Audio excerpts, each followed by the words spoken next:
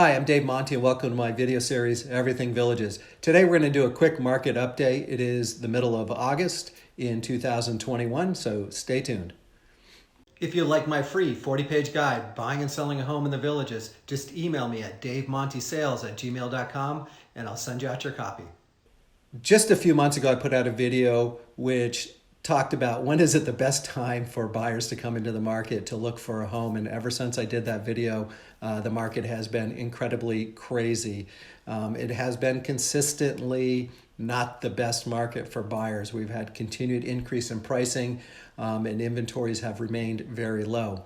There might be a little bit of light at the end of the tunnel. We're not 100% sure if it's due to seasonality because I have noticed some of my buyers just almost getting to a fatigue level, meaning they're looking at what the houses were last year versus what they are this year and just thinking, no way, I'm not going to spend that much for a house. So I do see a little bit of pushback coming from the buyers.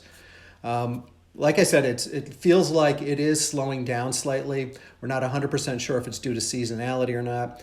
In the villages, you do have a little bit of seasonality where in the busy months, people take advantage of the number of people that are here in the villages, and there tends to be more homes on the market, or it tends to be more listings. Doesn't mean the inventory levels go up because there's more listings, but there's also more sales.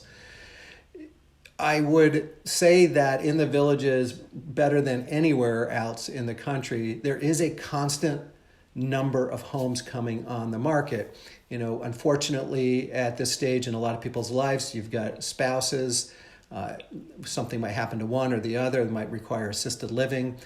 We see people who miss families who want to go home, but there is a constant level of homes coming on the market, which does smooth out seasonality a little bit in the villages. Like I said, traditional inventories are lower in the summer. I definitely have had fewer buyers in August. Typically, I have between 15 and 20 buyers each month. This month, I think we're going to have a total of 6.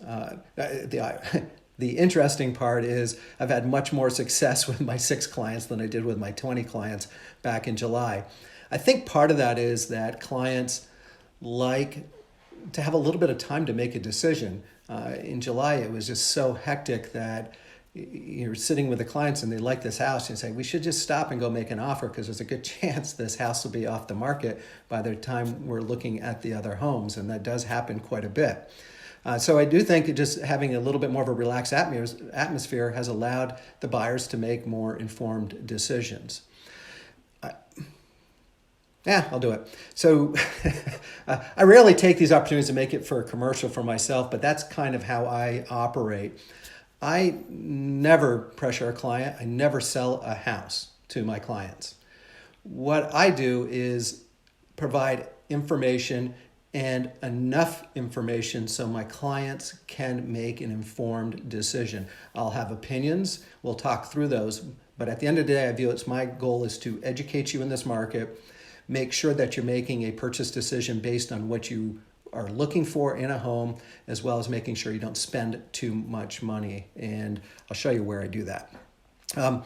Bad news, good news, inventories remain low. Good news is pricing feels to be softening a little bit. All right, the numbers, let's get into it. So I've said this in earlier videos, a balanced market means that you have 6 months of inventory. And how do you determine how much inventory you have? Well, you look at the current number of homes on the market, and currently it was 75 as of yesterday afternoon. On average, we're selling about 232 homes a month. You just divide the 232 into the 75 homes, and what you get is the number of months of inventory. Unfortunately, for buyers, right now we have days of inventory and not months of inventory. So again, inventory levels remain pretty low. So active listings over the last year and a half. In 2000, when COVID was here, there were fewer homes that came on the market, but there was definitely a lot less buyers as well. So we started to see the number of homes increase. But as soon as we hit the busy season last year and people started traveling more, you definitely saw inventory levels come down. Now, there's definitely a COVID effect here. So it's this next graph that has me a little bit nervous, even personally as a real estate agent, as to what's happening to the inventory levels in the villages. This is the last 5 years. So inventories have become tighter and tighter. The villages just continues to become more and more popular.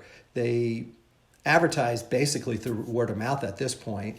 And if you have 50,000 people living here saying, hey, this is a great place, then you're going to have 100,000 people who are going to be interested. If you got 150,000 people out there saying, wow, this is a great place to live. So the more this place grows, the more demand there is generated back home. So we have seen inventory levels continue to increase over the years, which it does make me a little bit nervous because I deal with a lot of buyers.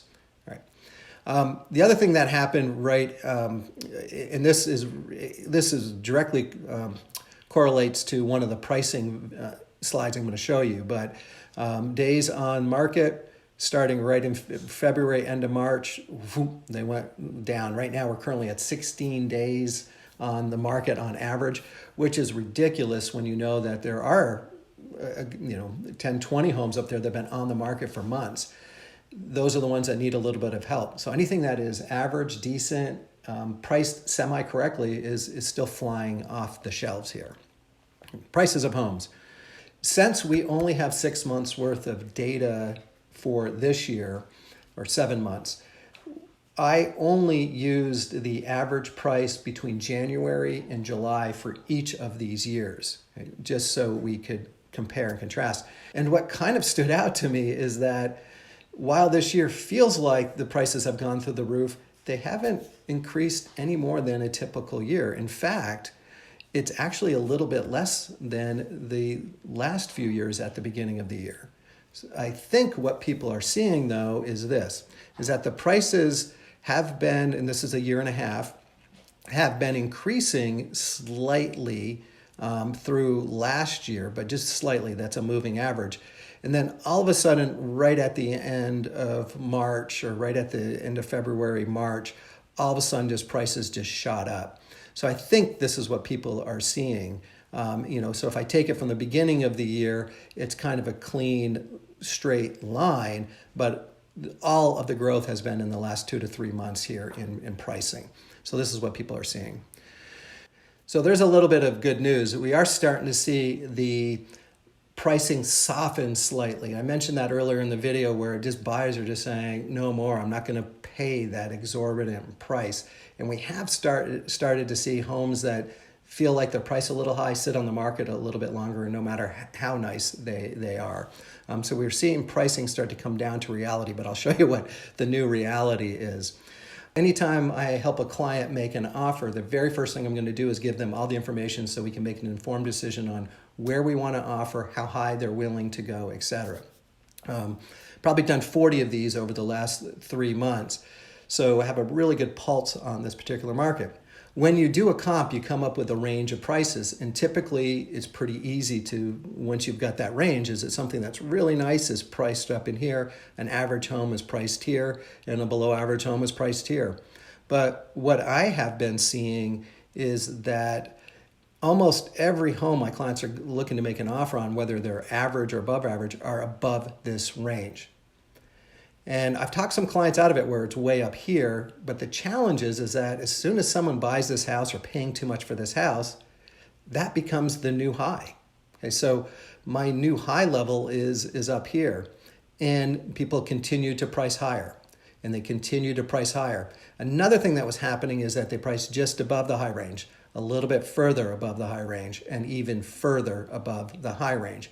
And that was happening up to about a month ago. I noticed something happen where still the range popped up. Real estate agents or buyers put huge values on the home, and they started sitting on the market slightly longer. And so what I have noticed is now that when I'm doing a comp, the average homes are in that range and the high value is at the high value mark. So while the range has increased, we're now seeing homes priced at least a little bit more appropriately going forward. Now, again, that could be due to seasonality, but it does seem to be a trend that it has been happening. So those are the numbers, and sort of by definition, data is about things that have happened in the past. So I can tell you with certainty what has been happening, but then I get asked this question 4 times a day: what's going to happen to the market? I kind of answer it the same way, as like, if I knew that, I wouldn't be sitting here, I'd be on Wall Street making a fortune. But having a good pulse on the market, having so many buyers that I talk to on a consistent basis, I do get a good sense of what's going on in the market, as well as future plans for my clients. And the things that affected the market with COVID, as far as people moving down early or retiring early, probably had just as much effect on people saying, hey, I'm going to wait for this COVID thing to be over, and I'm going to wait for this market to settle down some. So there's actually still a lot of pent-up demand. My opinion is, because of what we've been seeing over the last few weeks, is that we are going to see prices stable a little bit, at least until fall. But based on the fact that there pretty much is zero vacancy during busy season already, my clients who want to come in cannot find rental homes to come in and do their searches, as well as that bubble that I think is going to start entering the market. I do see demand increasing. And then what happens on the supply side in busy season? Now, typically on the supply side in busy season, you see many more homes come on the market. But as many conversations I've had with my buyers, I've had conversations with sellers. And a lot of people who would ordinarily possibly move between homes in the villages are putting that off, not because they don't think they can sell their home, but because they think if they sell their home, they might have a lot of difficulty finding a home on the other side or paying too much for it. So I do see this next busy season being another kind of rough patch for buyers, but only time will tell. I hope this video has helped. As always, most of the information in my videos is in my free 42-page guide, Buying and Selling a Home in the Villages. If you'd like your copy, my email is right here. Just email me at davemontysales@gmail.com, and I'll get you out your copy. If you have any specific questions about any of these videos, feel free to email me as well at this same email address. I hope to be seeing you around the villages. Take care.